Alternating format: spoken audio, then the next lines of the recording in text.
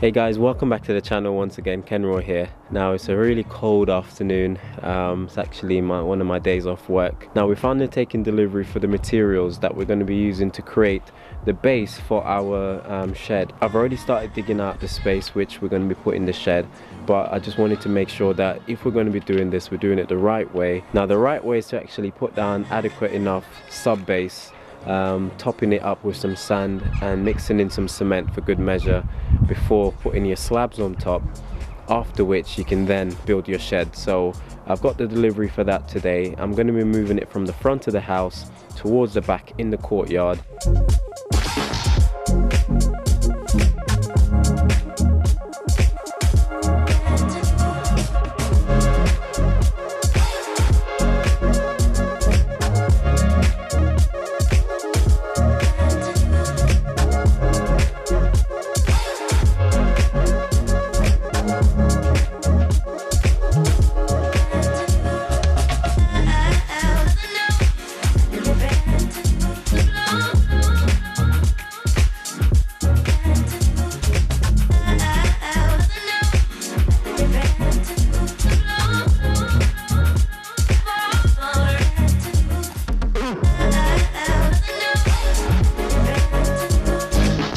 Now I'm currently digging down into the ground around 10 centimeter because I'm going to be backfilling this with the stone, the sand and the cement before laying the slabs on top, and then building the shed on top of that. So because the soil is quite muddy, it's quite soft, it's best to always compact it down with some rough material. Now if you were to lay your paving slabs without putting any rough material down, what will happen is that as the soil shifts beneath it, the actual foundation will start slipping, so you'll have your shed being lopsided, and nobody wants that.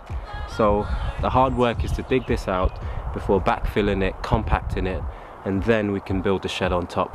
So all of the soil that I'm going to be taking out of here, or at least most of it, I'm actually not going to be throwing it away, because it is really good soil from when I originally done the garden a few years ago. Now if you haven't seen that video on how we transformed this garden from what it was to what it is, do check out the link. I'll just put it above. That was a really good experience. Never done anything like that before, but it was well worth it. We saved ourselves over £5,000. Rather than getting somebody else to do it, we actually renovated our garden ourselves. And so the same process here, if I was to pay somebody to come and do this, it will cost around £300, which I don't want to spend, so I'm doing it myself. And I hope that this will encourage you that you can actually do this too. So the soil that I'm taking out of here, what I'll actually be doing is transferring it to my raised garden bed, where we actually plant vegetables every year. One of my main hobbies is actually to grow vegetables every year. So I made a raised bed a few years ago out of recycled gravel boards that I got off, I think it was Spock at the time, and I've been filling it slowly each year with soil, compost, and you know, all kinds of organic matter. So the soil from this area that I'm digging out now won't go to waste. What I'll do, I'll pile that into the raised beds, and hopefully, you know, that will help it to get to the level that I want it to be.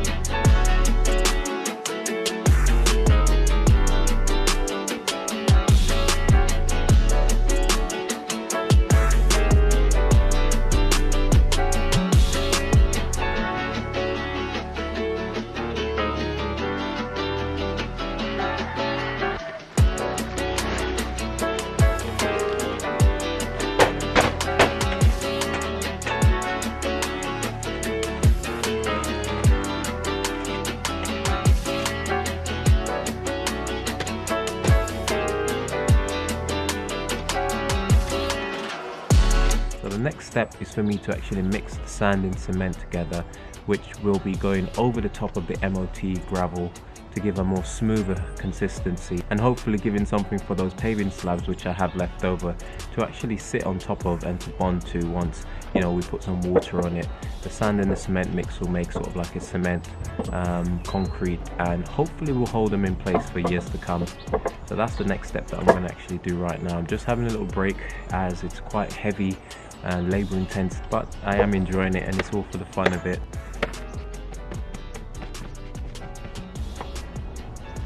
I think I need to have a little break. Okay, so I knew that was going to be probably the hardest thing to actually do in getting these paving slabs from out of the shed, but I've managed to get it done. And now what I'm actually going to do is try and actually do sort of like a dry layout to see what it would look like once everything is on the floor and it all together. So yeah, let's hope it goes according to plan. As I often realize, not many things in life go according to plan, but when they do, it's really satisfying. Okay, so the plan is to actually work from the back to the front. I did originally think I was going to work from the front to the back, and then whatever offcuts or whatever other paving slabs I could find on Facebook Marketplace, I'd sort of hide them at the back. But what I've decided to do this time instead is to actually work from the back. So what I'm actually thinking, the slabs that I've got, they actually measure around 5 centimeters shorter than what I actually need for the shed's base. And what I'm actually going to do is shave off a bit of the front here, and what I'm going to do is the excess that I need to make up, I'll use the quarry tiles which I got from inside of the house to actually make an extra walk area where you can actually stand on. Well, that's the plan anyway. Now in my experience, the hardest part of actually laying these slabs, or one of the hardest parts, is actually making sure that they're level, making sure you got enough sand and cement so that when the paving slabs go on top, you'll have a nice level floor sub base to actually, you know, get a nice finish at the top. So I'm going to take my time here and see how I get on. Like I said, I'm going to start with the one at the very back and work my way forward.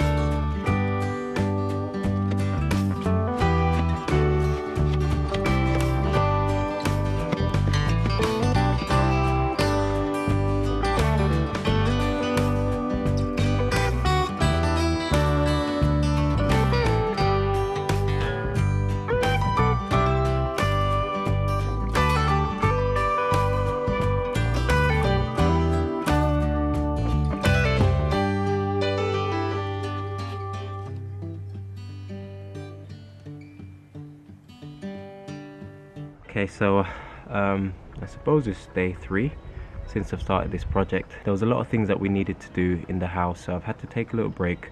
It actually rained for the past couple of days, so I wasn't able to get out into the garden. But let's just say that the weather today is already making up for the past few days of rain. It is absolutely gorgeous, blue skies, and there's just a nice breeze, perfect for working outdoors. So it's not too hot, it's not too cold.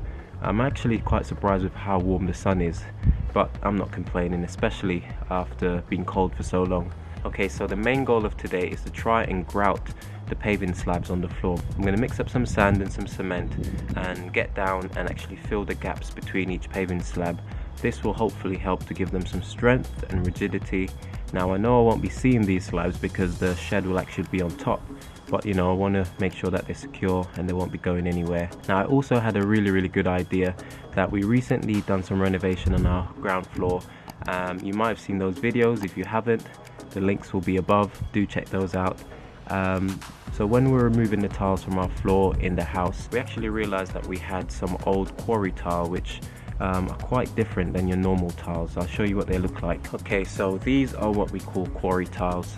Now as you can see, they're really thick and they weigh a lot. Don't know how much they weigh, but I know it's a lot. So we live in an old cottage, and I think that these were the original flooring because they span the entire ground floor. They even ran underneath the partition wall for the kitchen and the living room, so stands to reason they must have been there for a very long time. I mean, they were just absolutely beautiful. They're solid, these were a real pain to get up off the floor. I bit off more than I can chew in removing them in order to save money rather than paying the builder to do so. But they're absolutely beautiful and they're great for indoors and outdoors, I've been told. And so I didn't want to get rid of all of them, and I managed to save quite a few. And so I figured, why not actually repurpose these and reuse them somewhere else, whether it's in the garden or in the you know, the walkway around back, wherever I can use them. It's either that or try to sell them. So I thought, why not use these bad boys to actually make a little stepping stone for us to actually stand on. So that's what I'm currently doing now. That's my second part of our job for today. But I do think that this will look really nice in front of the shed, and also it will just be a little homage to the flooring that we had in the cottage from before. And yeah, so I'm going to give that a go and see how we get on. Okay, so I've actually run out of MOT type 1, as I didn't take into consideration that I would be needing some for the front of the shed. And so what I've decided to do is to go around the garden and actually find myself some bits and fragments from bricks, mortar, sand and cement. And what I'm planning on doing is breaking these down into smaller chunks so I can use that to fill in front of the shed. So this is something that I learned growing up in Jamaica. You know, when you haven't got a lot, you've got to repurpose what's around you. Oftentimes people will be seen breaking rocks in order to get smaller gravel so that they can use for their various building projects. So I've gone around the garden and sourced myself some bits and pieces. We've got tiles from the house, bricks that were dug out of holes, and you know, you can always find bits and pieces around the garden.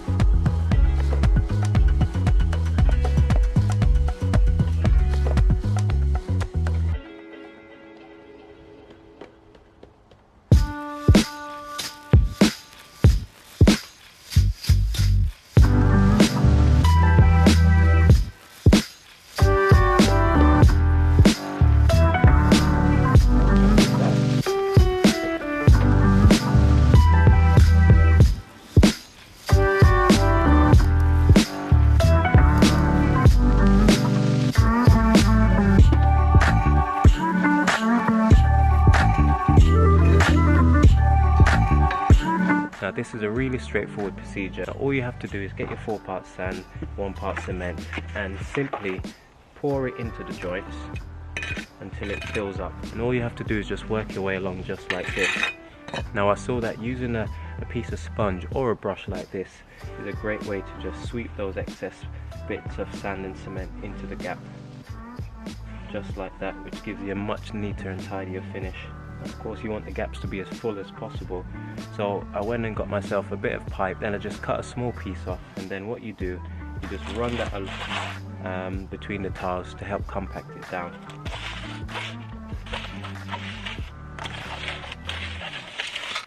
Okay, so now I hope that you've been inspired, guys, now that we've built this shed base from scratch using mostly recycled materials. Now stick around for part 2, where my brother and I will actually be building the shed, which will now live on top of the shed base. As always, this is Kenroy saying, I'll see you when you see me. Take care.